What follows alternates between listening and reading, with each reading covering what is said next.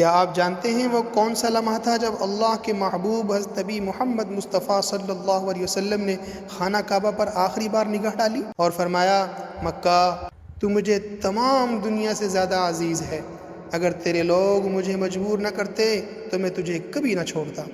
یہ وہ لمحہ تھا جب صبر اپنی انتہا کو پہنچ گیا، اسلام کے چراغ کو بچانے کے لیے ہجرت لازم ہو گئی۔ مکہ مکرمہ جہاں بیت اللہ توحید کی دعوت کے لیے بنایا گیا تھا، وہی شہر بت پرستی کا مرکز بن چکا تھا۔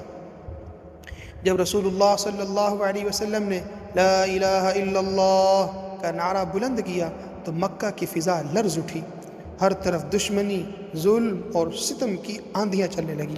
مسلمانوں کا مطالبہ صرف اتنا تھا کہ ہمیں اپنے ضمیر کے مطابق جینے دو، ہمیں توحید پر عمل کرنے کی آزادی دو۔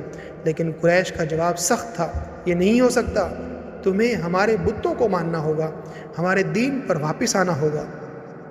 اور یوں مسلمانوں کے لیے مکہ کی زمین تنگ کر دی گئی، کسی کا گھر چھینا گیا، کسی کو قید میں ڈالا گیا، کسی کو آگ پر لٹایا گیا اور کسی کو لہو لہان کیا گیا۔ حضرت اماں عائشہ صدیقہ رضی اللہ تعالی عنہا فرماتی ہیں، اہل ایمان اپنے دین کو بچانے کے لیے رسول اللہ صلی اللہ علیہ وسلم کی طرف بھاگتے تھے تاکہ فتنہ اور ارتداد میں نہ ڈالے جائیں۔ حضرت خباب رضی اللہ تعالیٰ عنہ کہتے ہیں، ہم نے اللہ اور اس کے رسول کے ساتھ ہجرت کی، اس کا مقصد صرف اللہ کی رضا تھی۔ جب اکثر مسلمان مدینہ ہجرت کر گئے تو مکہ میں صرف رسول اللہ صلی اللہ علیہ وسلم اور چند مٹھی بھر ساتھی رہ گئے۔ قریش نے آخری چال چلتے ہوئے آپ صلی اللہ علیہ وسلم کے قتل کی سازش تیار کی اور آپ کے گھر کا محاصرہ کر لیا۔ اسی وقت اللہ نے اپنے محبوب کو ہجرت کا حکم دے دیا۔ آپ صلی اللہ علیہ وسلم رات کے اندھیرے میں محاصرہ توڑ کر نکلے اور جاتے وقت کعبہ پر ایک حسرت بھری نگاہ ڈالی اور فرمایا، مکہ تو مجھے سب سے زیادہ محبوب ہے، اگر تیرے فرزند مجھے نہ نکالتے تو میں تجھے کبھی نہ چھوڑتا۔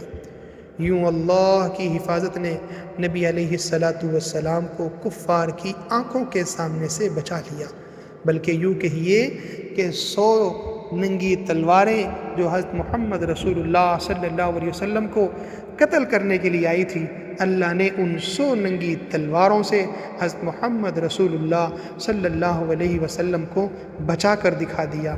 مدینہ پہنچنے پر تاریخ کا سب سے بڑا انقلاب برپا ہوا۔